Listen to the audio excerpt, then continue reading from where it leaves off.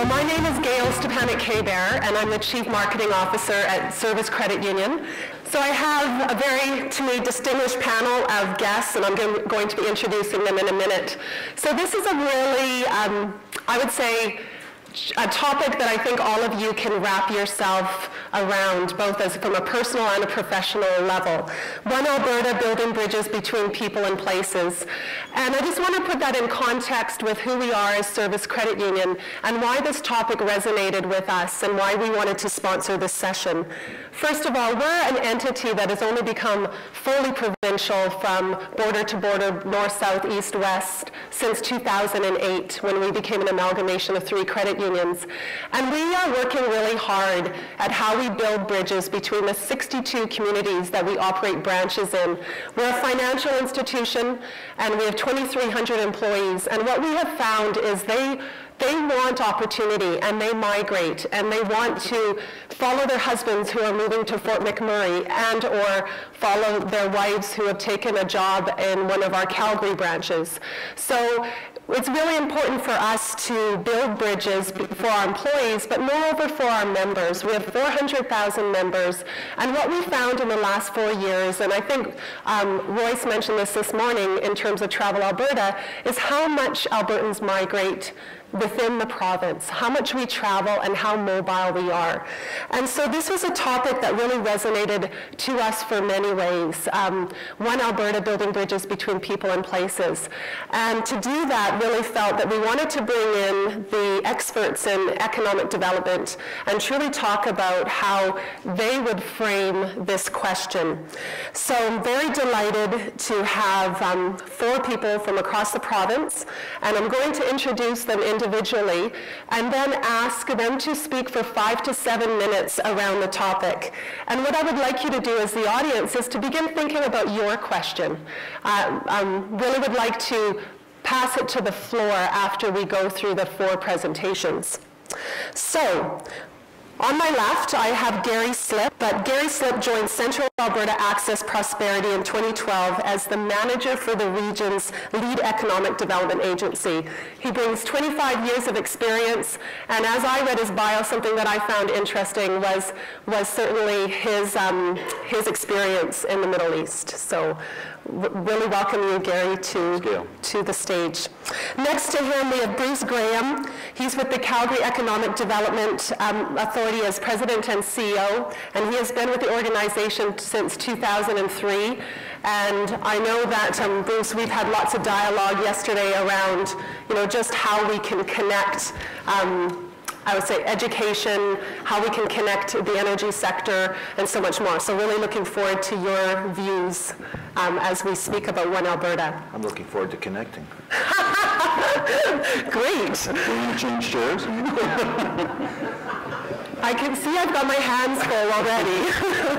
Okay, and next to Bruce, we have Brad Ferguson, who's a fellow alumni of the University of Alberta with myself, and he's president and CEO of the Edmonton Economic Development Corporation, very new in his role as of August 2012.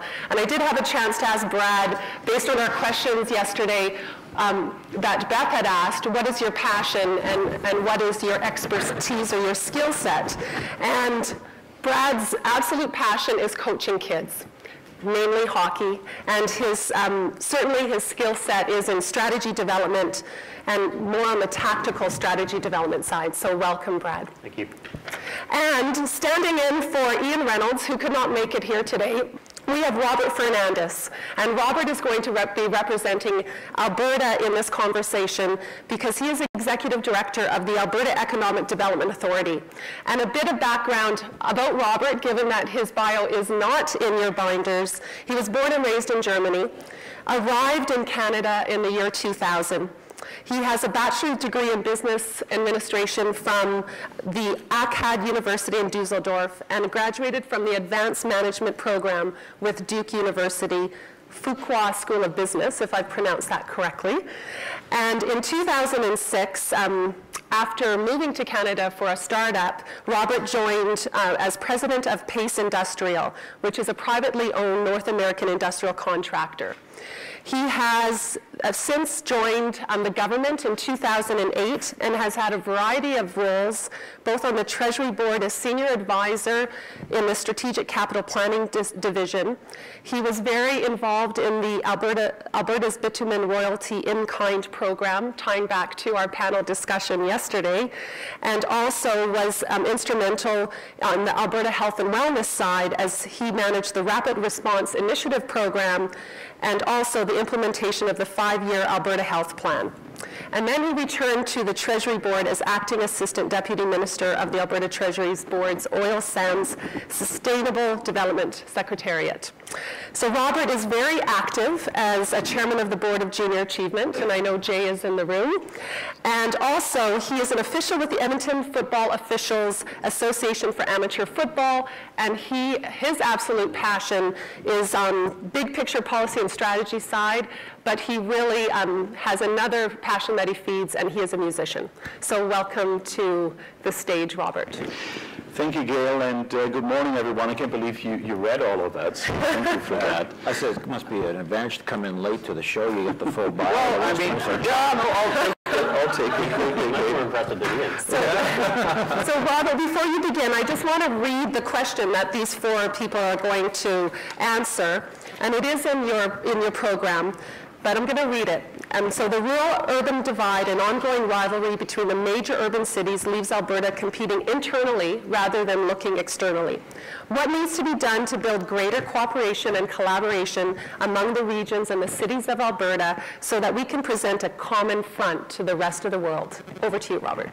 Okay, thank you, Gail. Just to provide a little bit of context before we start, the Alberta Economic Development Authority that I work with is an advisory entity that has 2 prime clients. It's the Premier and the Cabinet. And it has been around for about 18 years, giving policy advice, strategy advice on economic issues. There's 5 committees in this authority which look at future diversification, transportation, energy, productivity, to name a few. And I think as that entity, it has always been one that has never been in a silo because it doesn't really belong anywhere. It's not part of a particular ministry. It's not part of a particular industry group representation. Our board members represent everyone in the private sector, energy industry, transportation executives, university presidents. So it is by definition a group that is not in a box and not in a silo. So to answer the question or to start the conversation about what needs to be done or what should be done in the aspect of collaborate more. I believe entities and regions in Alberta need to begin to have a dialogue about their economic futures. We have big issues and we have identified them in our authority going forward from a strategic standpoint. Access to market obviously is a big one, and that is not only the pipeline, but that is access to market for everything. It's capital, outflow, inflow, talent. We heard Robert Guest yesterday on the criticality of attracting talent to the province. So access to market is a big one. The second one is Alberta of tomorrow, which was this whole conversation around diversification. Where do we want to earn our prosperity in years to come from? Are there different industries or other industries we want to develop? So in order to have these conversations and discussions on a more operational level, economic development, I believe it's important that regions and entities come together and collaborate. So if one were to think about a logistics hub in Calgary or a module fabrication corridor in Edmonton, those kind of things, in my view, are better done and best done in collaboration amongst the regions and with different entities. Because Alberta is competing as a very small, very, very small, almost irrelevant player with 3 million population or 3.7 million population in the context of global economies and other economies. So for entities to go out and abroad alone, a group of industry professionals or a group of regional economic developers, I think they can be much more effective doing that in a broader team approach. And we heard I don't know which group it was, one group talked yesterday about the we versus I. So I guess to open with that, I would leave it with that. Thank you very much. Over to you, Brad. Okay, well, good morning. Good morning, everyone. I'd like to also thank Ruth and her team at Venture Publishing for really sparking a conversation in a province that's filled with economic complacency and a public policy environment that's really focused on the irrelevant right now. My comments this morning are going to be short but to the point, and I think the essence of this is to open it up to the floor to make sure we have lots of good dialogue and discussion, because that's where real learning can occur.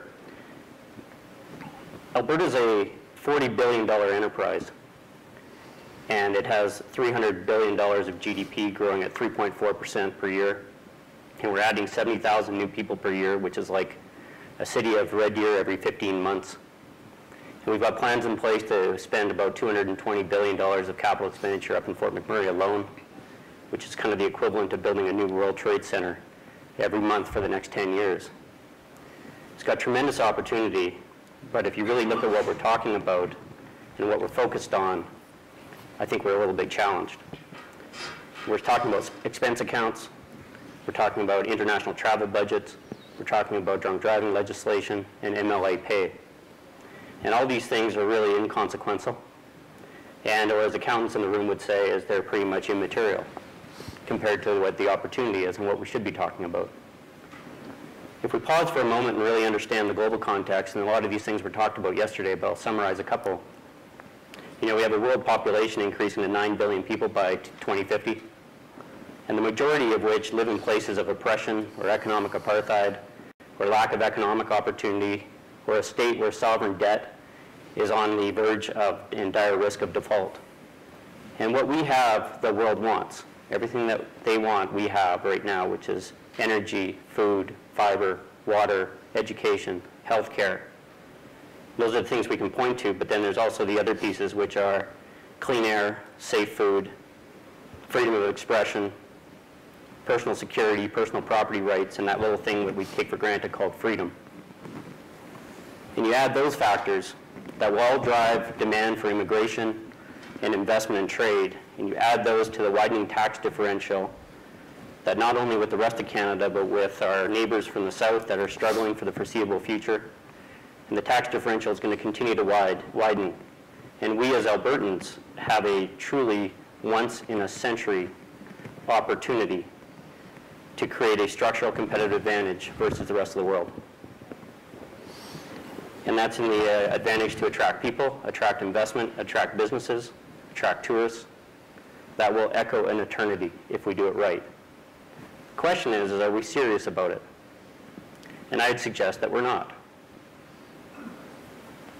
If we are serious about it, then provincially we'd probably have a standalone economic development department with a budget of significance.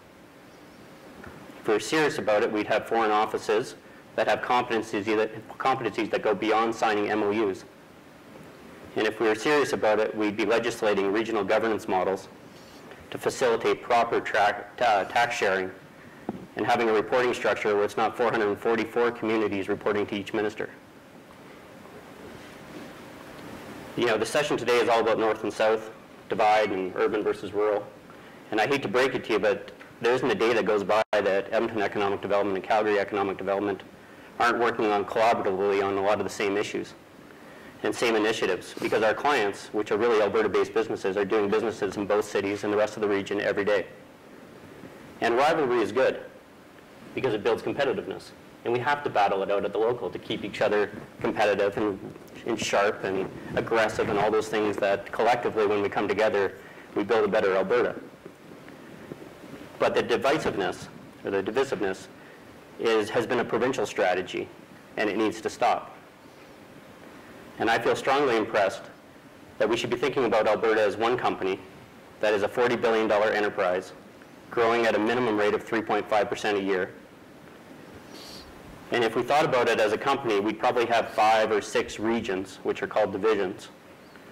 Each needing to grow based on their inherent strengths, assets, and advantages, each needing a plan for capital investment, talented people, and infrastructure in order to support that growth, because we collectively understand the potential of each region. And each needing connectivity so we can move people, ideas, and resources across the province at an accelerated pace.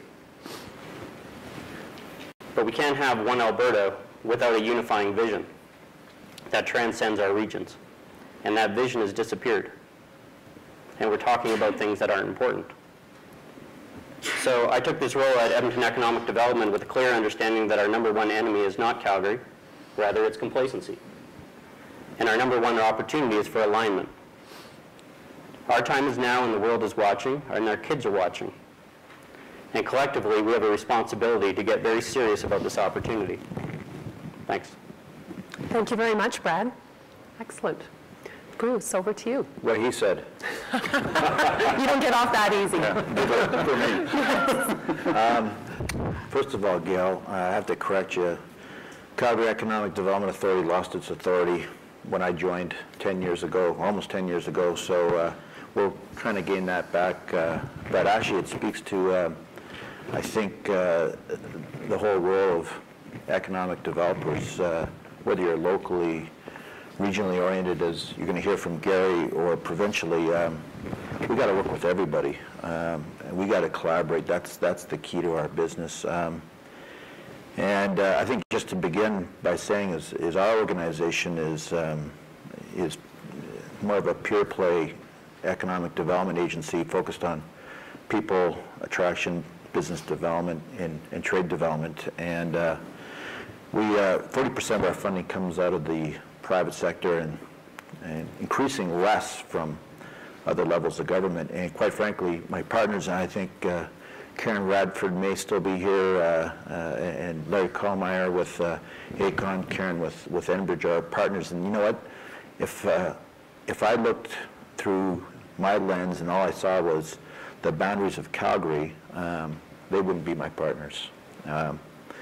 And I think to pick up on what Brad has said, I'll say two things. One is economic development goes from global to local real quick. When I say local, it's not about cities anymore. It's about communities and neighborhoods. It transcends a huge geography. And quite frankly, Alberta is diverse in its assets, both rural and urban.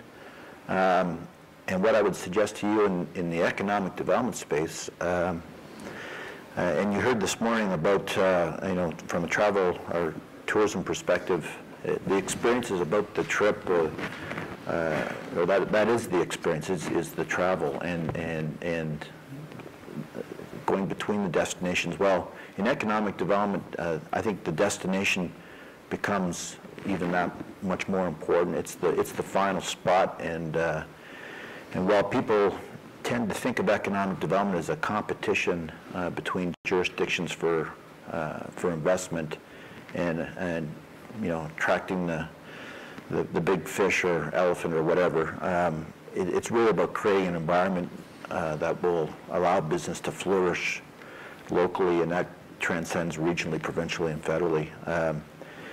But to pick up on Brad's comment about being serious about this, I'm quite proud to see what Travel Alberta and what tourism is doing, how they're portraying our province. And it was a spectacular video we saw this morning, and quite frankly, it's very important that we take that message abroad and tell that story. It also starts, I think, reflecting not only what we are as a place to visit, but also a place to live. And increasingly, economic development is about people. But when you look at it from a funding perspective, Travel Alberta, which markets this province, does that with $46 million a year. That's supported by another $25 million, according to you, Ruth. Hopefully we got that right. That comes out of the ministry, and and that does some of the deep strategic and research-related work, I'm sure many other things as well. That's complemented by regional and city tourism activities done across the province and collaboratively.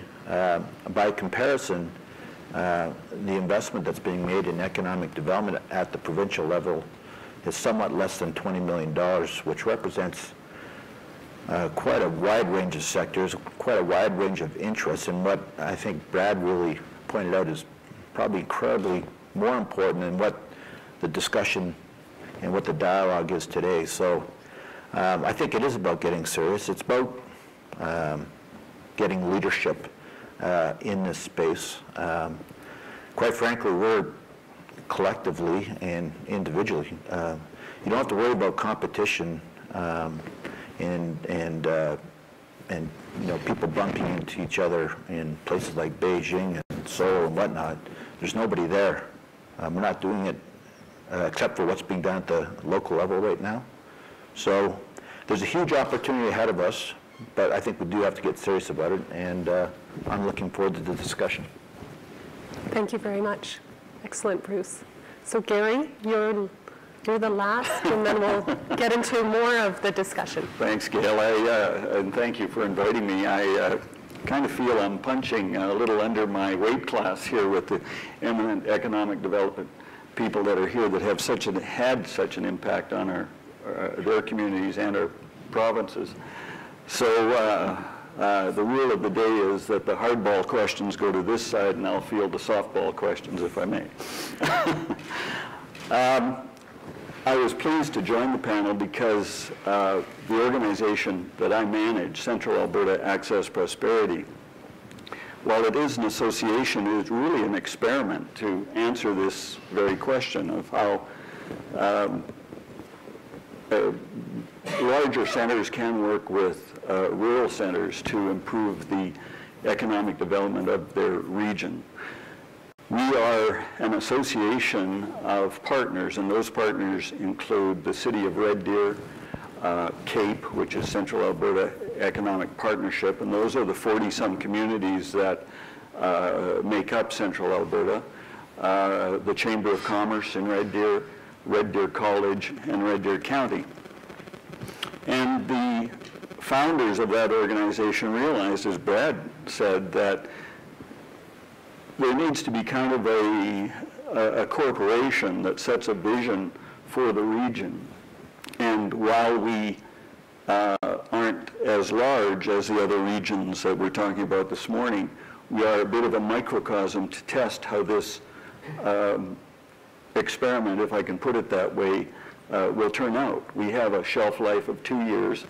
We're going into our second year on January 1st, 2013. Our funding comes from the Rural Alberta Development Fund, and because we have basically a overarching funder, the rules by which we operate are clearly defined within their mandate to us. We don't get any points for focusing solely on Red Deer. We don't get any points for solely focusing on Sundre or Innisfail or any of the other communities. We have to develop programs and strategies that strengthen all of those communities.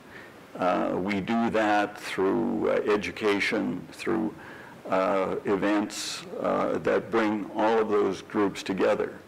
Now, it's not without its challenges, and we're taking baby steps to work through those challenges, but in my time there, which hasn't been all that long, we've had tremendous success.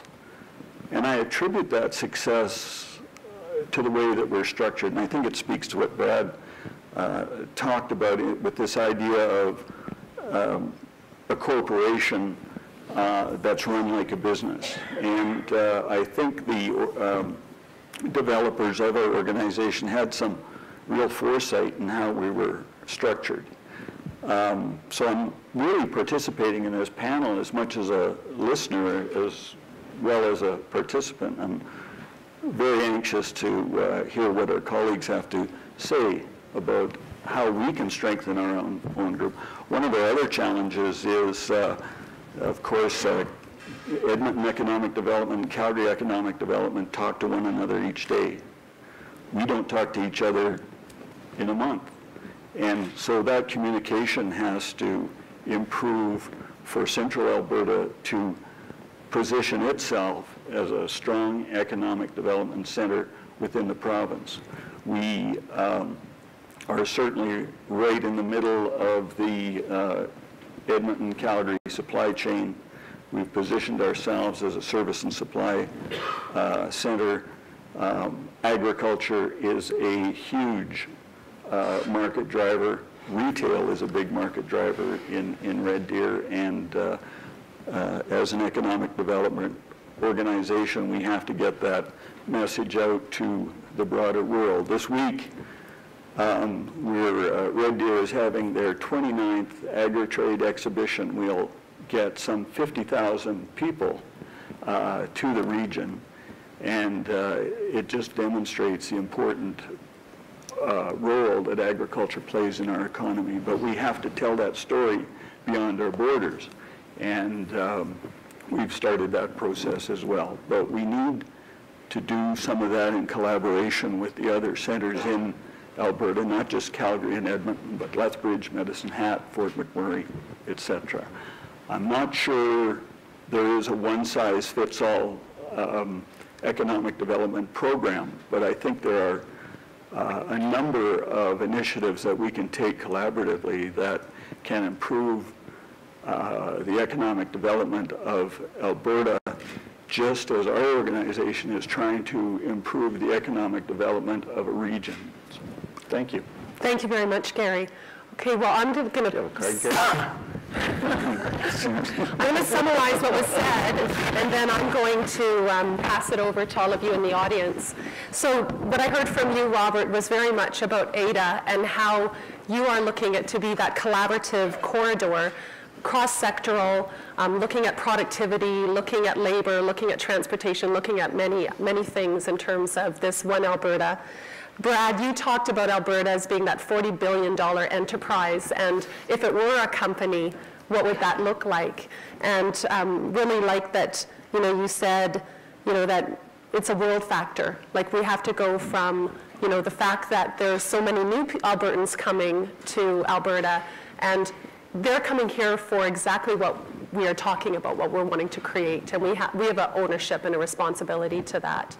And then Bruce, you talked about global to local in terms of not being the authority, apology for that, but the development organization and how your partners they're international scale. So you already cross outside of those Calgary boundaries. Also, you talked to leadership and certainly what we need to do in building that both now and in the future.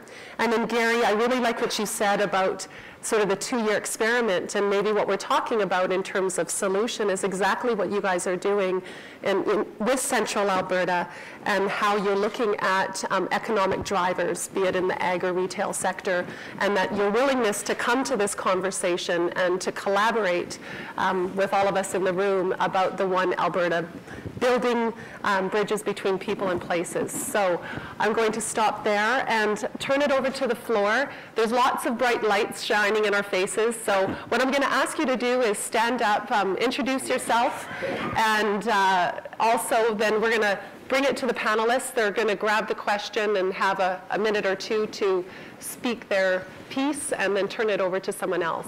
So we have about 35 minutes for questions. I see a hand going up way there in the far corner. If you can just stand up and introduce yourself.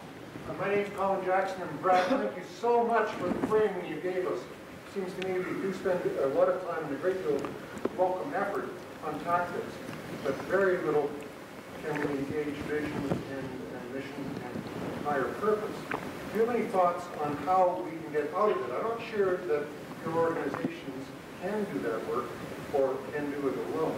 The government can do this work. It seems to me that it requires a much broader engagement of community, various civic as well as business operations. That's my bias. How do we get to the point where we actually are being urgent about this moment is extraordinary, and let's not fiddle around with expense accounts. Let's get real. That's cool.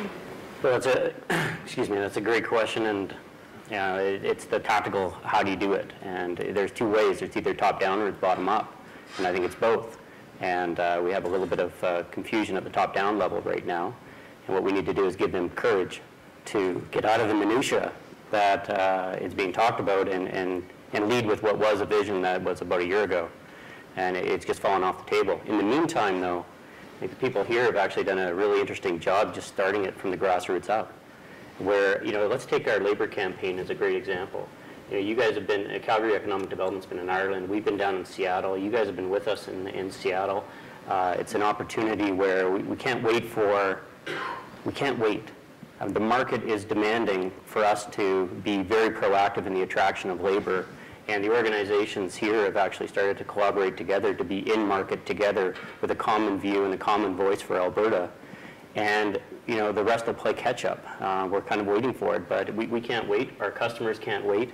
And if we're in the customer service business, that we have to start. And I compliment certainly the two guys on my right and leadership from the person on my left here on what we've been doing over the last while. I think we've had some great successes in that category.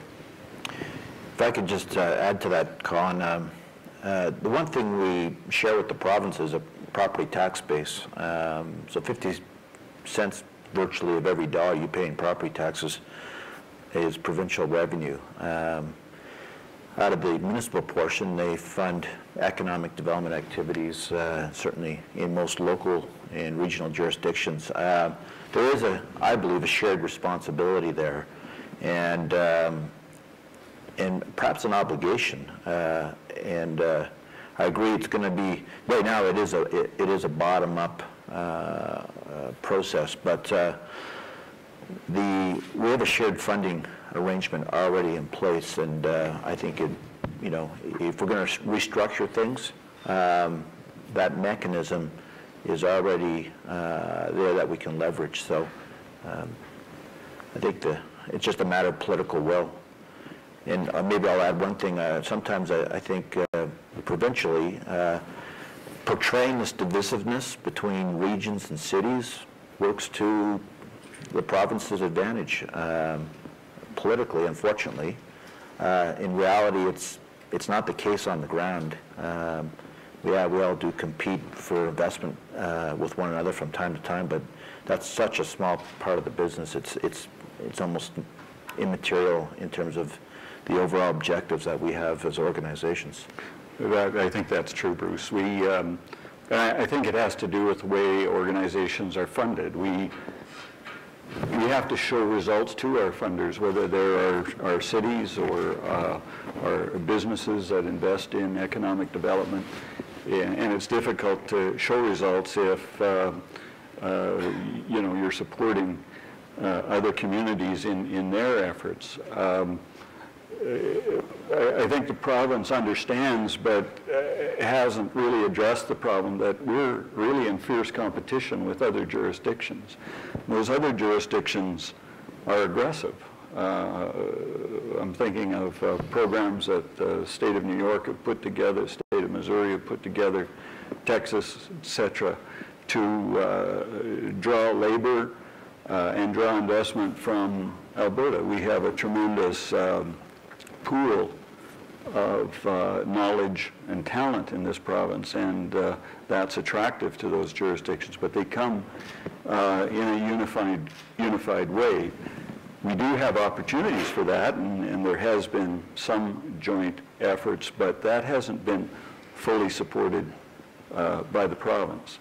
I talked earlier about our agricultural sector, and we're being encouraged by the province to manage a global agricultural show in Germany next year. Well, we don't have the resources to do that, and yet they're not willing to put resources towards our effort to manage that. They see it as important, but it's important if we do it. And I think that kind of scenario plays itself out in a number of different ways every day. And so economic development agencies are left to their own devices to go out on their own and do the best they can to promote their communities and centers. So Robert, do you want to get in here? Sure, and it's fascinating to see the discussion developing as a province versus discussion. I wear two hats. I get my paycheck from the province, but I represent a private sector board who has no whatsoever alignment or attachment or dependency to the province. So, but let me try to weigh in on a couple of the comments. To your answer, Bruce, or to your question. Sorry? Colin, sorry. Colin, to your question, it is leadership. So we need to encourage leadership on top again to focus on what you said, Brad, the larger vision, the larger piece. A year ago, you may have been there, former Minister of the Treasury Board and Enterprise at that point, Horner, who at that point had responsibility for the economic file, held a summit with about 200 industry leaders and community leaders. It was all about defining a beacon and an economic strategy as to where the province is going. What is the big picture? Where are we going towards? That initiative is continuing to develop, and the new minister in this portfolio, Minister Khan, will probably come out in the early spring with a finalized approach on this. So creating that vision again and aligning people out to that. I wanted to pick up on one quick comment, Bruce. $20 million that the province pays on economic development. The number actually is $700 million. It's not 20, it's $700 million. Province is undergoing, and I say that for the following reason. There's an initiative going on right now, the results-based budgeting. You may have heard of it, and some of you in the room are actually nominated on challenge panels. It's all about identifying the outcomes of these initiatives. So in those $700 million, there's agriculture in, there's Travel Alberta in, there's tourism in, there's economic development in, et cetera, and all of these entities do a lot of things, a lot of stuff. But are they aligned enough? Are the results and the deliverables defined enough? So there's some work that needs to be done and work that is being done in that regard. To your question again, it needs to be brought back to the leadership, either from the top or grassroots up, and what we're doing here, I think, is a good way of starting that. Okay, excellent. Great question, Colin. I'm looking for others. Larry Colmeyer, maybe I'm going to back on what Paul said, be a little more provocative here. You both talked about top-down, bottom-up.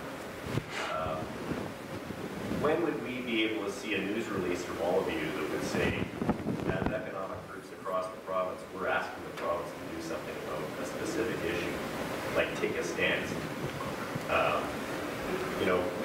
I think the general issue of complacency is pretty dramatic in the province. I think we touched on it, Bruce. We've got fabulous ideas that have been worked on. Robert oversaw, and I think Bob Ron's here, a group called the Premier's Economic Council that came up with fabulous ideas about what we need to do in this province. Nothing's been implemented. Nothing has been started. So I guess my question to all of you is, when are you guys going to stand up and say, you know what, we think we got to do something about this? Thank you, Larry. Who wants to pick that one up? I'll start, and I must say, for the week leading up to this, I've been wondering which way to go on this subject. There's certainly the opportunity. There's also, and if you didn't detect it, there is a frustration. Our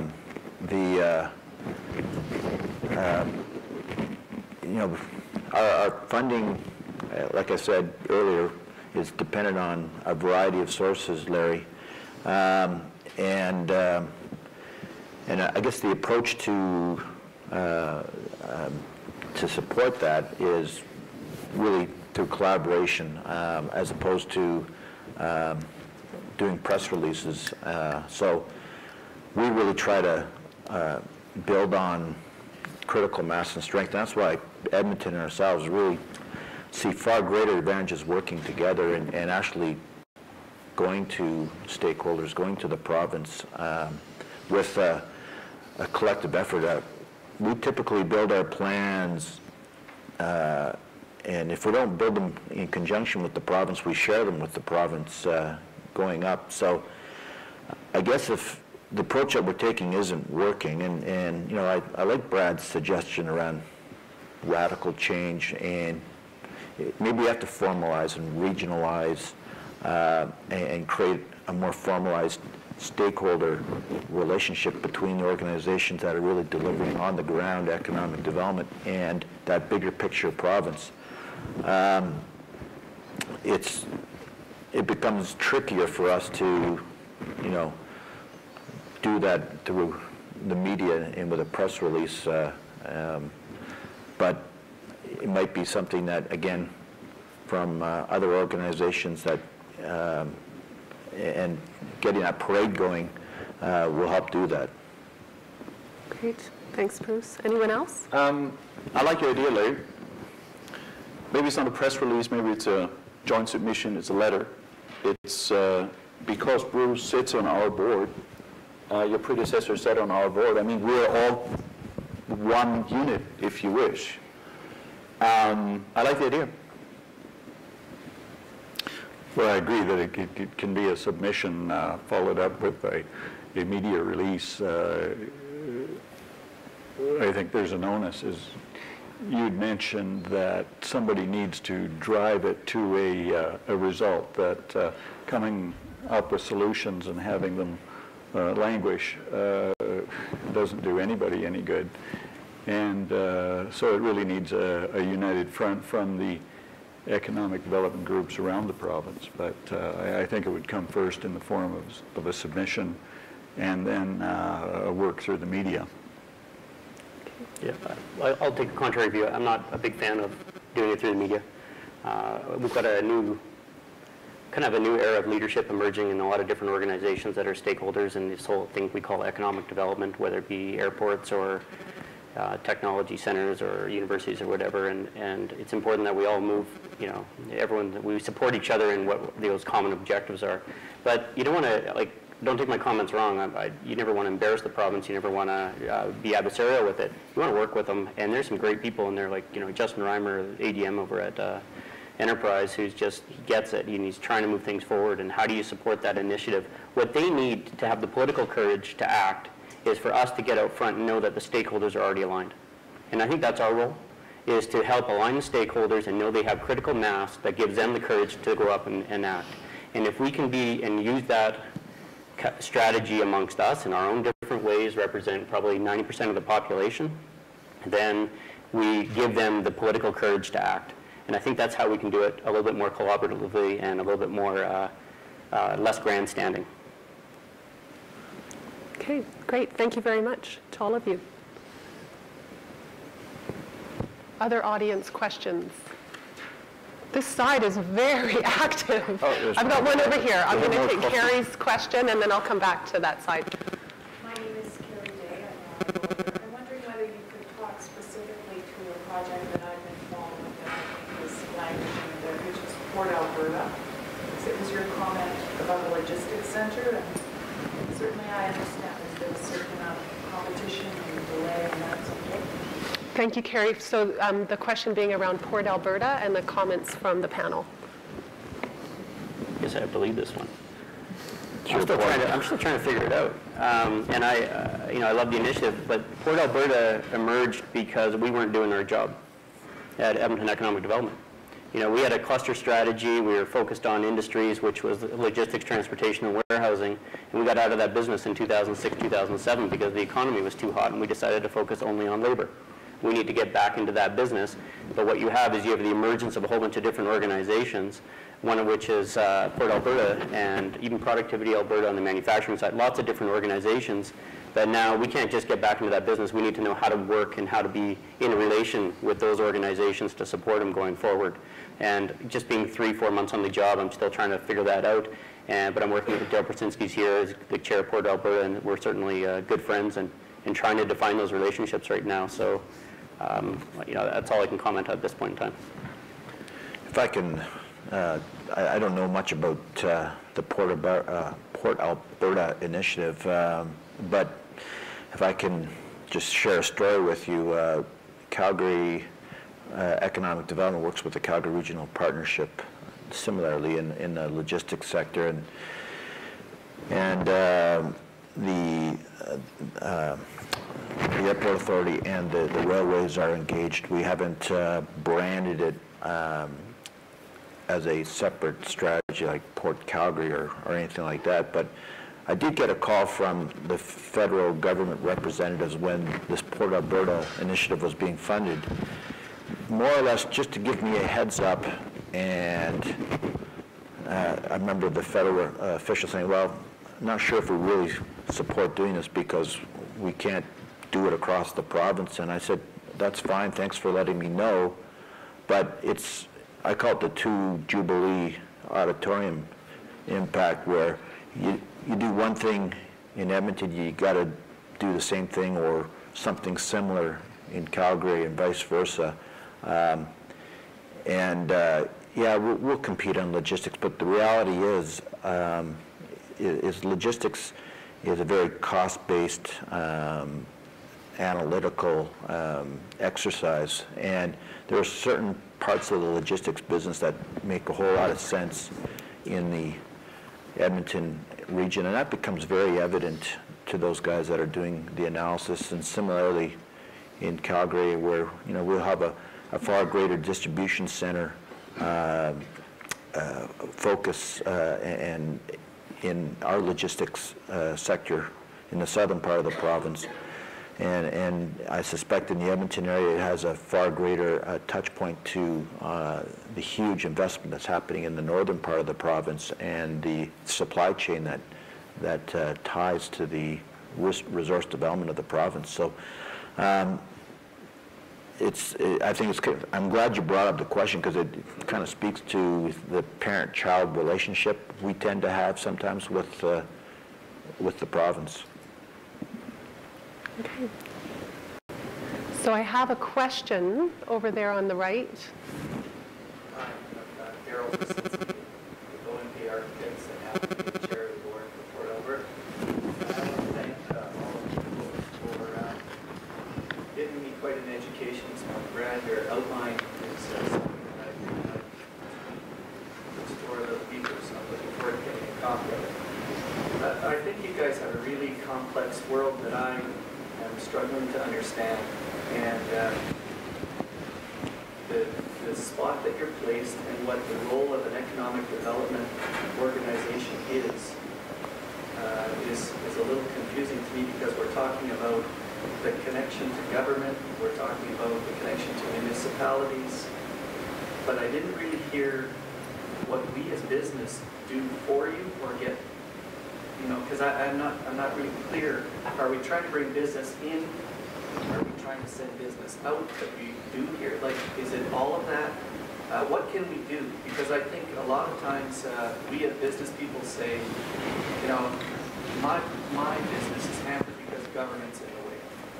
And I think part of the thing that I enjoy and have been privileged to be a part of with Port Alberta is it's an industry-led board full of people that have no consideration for political correctness, and they work like steamrollers to get done what they need to have done to make their business go.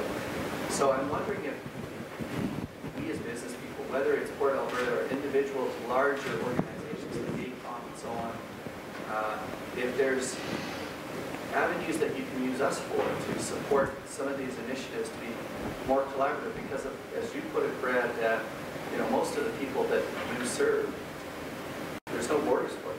Not only not within Alberta, but not within Canada, North America, or the world. CN is a perfect example. And Bruce, you said you guys are dealing with them, so am I in Edmonton. So, you look at that stuff, and I'm curious to see what you think my role is as just a businessman in Alberta, to work with you or to support you, or is there something that you guys can't do because of the restrictions on you that business can go in and ask for business later? So excellent question. Maybe I can start. But I see the role of economic development as investment attraction and labor attraction. I don't think one works well without the other.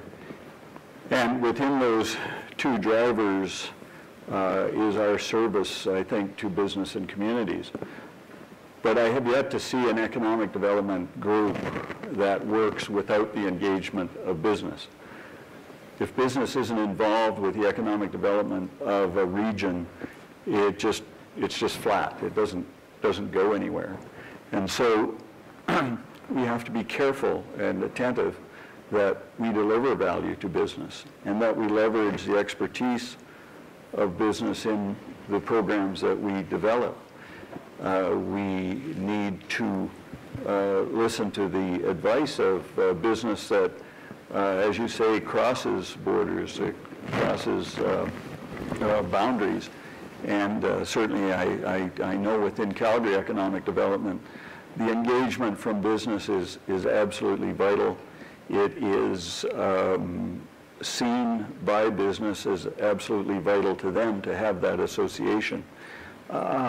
Within our communities, we are challenging business to get involved with us because it is a shortcoming within the economic development region of central Alberta, and I understand very well how important it is for business to become engaged with us and that we articulate to them what the deliverables are, that we are not looking to foreign investment as an attraction of competition, but rather a growing the pie rather than sharing the pie.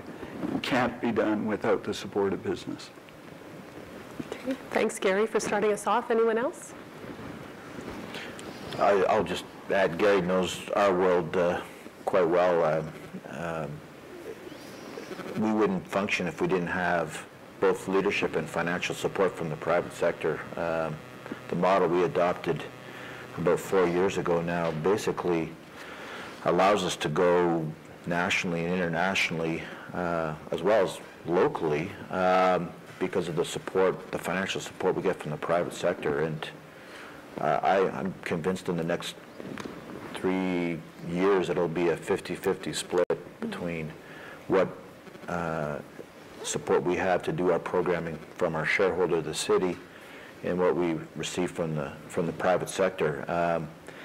But to do that, you have to find those common issues, and one of them that we're trying to address is the people side. That's a common one that I think working with the province and working collectively as a group just makes all sorts of sense.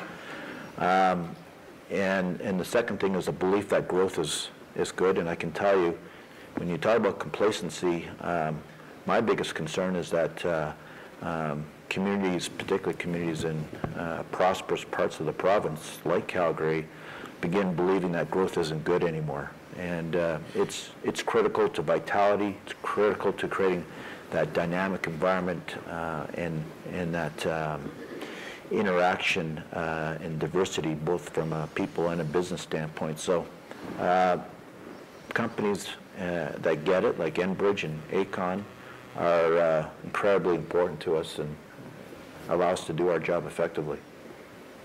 Great. I really like the question, because I think the question being, what can we as businesses do to assist all of these leaders on the stage? So great question. If I can just add to that, though, it's really important that business understand that that for the funding they may put up and the support that they put up, that they have every right to expect a deliverable of some kind. And we're very careful that those deliverables are meaningful to the businesses that support us. It's not just, here's our money and go ahead and do something with it. It has to be, there has to be some payback at the same time. Okay. So I have a question, Ruth. Ruth Kelly. Actually, I'm going to pick up on that point and Bruce's comments. I talk to businesses across the province all the time, and I do hear businesses say they don't want to see more growth. Not just consumers, but actual business owners say, you know what, we need to. They're worried about the competition. And so I think one of the roles that businesses could have, business owners or business representatives could have, is help helping educate the rest of our business community about why growth is important, why that vitality, that dynamic nature. I think there's a role for organizations, economic development organizations, to play in terms of giving people the correct information and the tools with which to reach out to them through their networks. Because individually you can only do so much, but if you enroll them into ambassadors to support your goals, then we'll all be better off. But I do think that there's a lot of education that needs to go into that area. I also think there's some education that needs to go into the idea of you guys. I know you two work together. There are lots of other people who do not. Lots of other individual businesses or post-secondary institutions or a whole range of things where there's not the kind of same level of cooperation. So, it's a good role model, and perhaps that would be a role that you could play, is demonstrating that role model and how effective it is. That's the question. Yeah. More of a comment. If I can comment on that, it fits so well with in the discussion of the burning platform.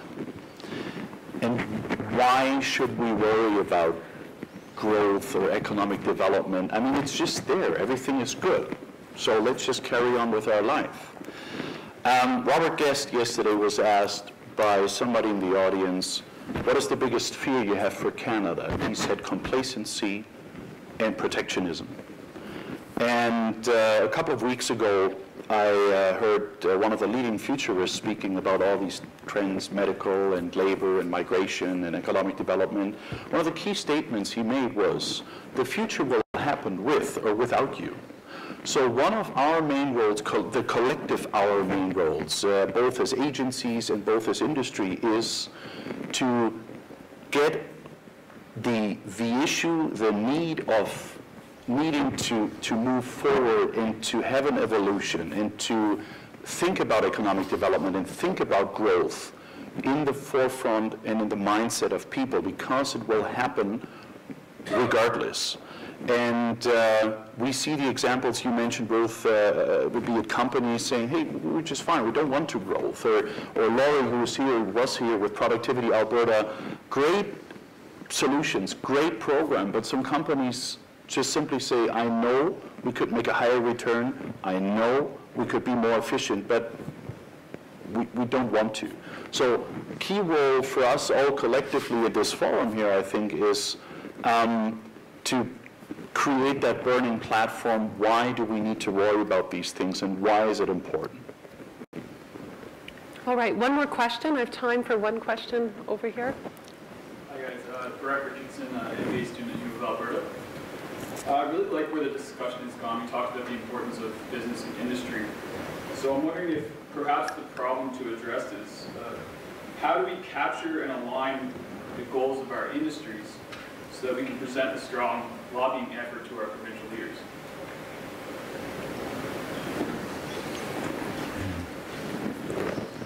I'll take a kind of a first step at this, and I'll apologize in advance for guiding the question a little differently, if that's okay. Because I'm not a big lobbyist, and I believe we have a lot of activity in lobbying that maybe maybe I'm a little blind and I will need to get into it more than I'm expecting. But I'm going to tie back to Ruth's question, which is if we're going to engage industry and we're going to engage business, we need to be a little bit adversarial with them and challenge the thinking. We are a high-growth jurisdiction in a low-growth world, which means the amount of growth available is only this big. And everywhere else in the world is going to be coming here, regardless of whether we want to invite them or not. They're coming here, and they're going to be much more hungry and much more competitive than what we are doing today. And if we are going to be competitive and we're going to compete and win in that marketplace, we need to wake up, and we need to help our industries and our businesses wake up. That complacency is the words being used today. It's just not an option. If you're not growing, you won't be here in 10 years, period. If you're not looking at outsourcing a part of your supply chain into other jurisdictions where we can lower the cost of labor and engineering, we're not going to be competitive. And we need to bring a language and a conversation to a lot of those industries and have them wake up to a little bit to that reality that's the world we're in today. I always say that, and I steal this from this book called Why Mexicans Don't Drink Molson's. And a beautiful quote that says, the Canadian dream is to work hard enough Monday to Thursday so Friday you can go to the cottage. Right? That is, that is the Canadian dream, and that is the mentality in a lot of our business owners. And we've got these great businesses, but we're not thinking about how do we create world-class companies at this time, because we have a tremendous opportunity to take the leap and start to acquire firms or partner with firms in other jurisdictions, owned here, operated here, and operating on a global platform. We're just not thinking that way, and I think a big part of our job is to be a little bit of an antagonist, to create the discussion, the debate, and encourage people to start thinking big. And so rather than align them for the purpose of lobbying, I would much rather spend my time working with them on where are the opportunities worldwide, where are the opportunities to be competitive, and hopefully we find a new level of leadership that's ready to take that on and grow our businesses here globally. Brett, that's a really interesting question. It's one I'm really interested in because complacency is our biggest challenge, and it's really reflected in a book that Todd Hirsch, chief economist of ATB, recently wrote called The Boiling Frog Theory, where if you put a frog into a warm bucket of water, he'll stay there.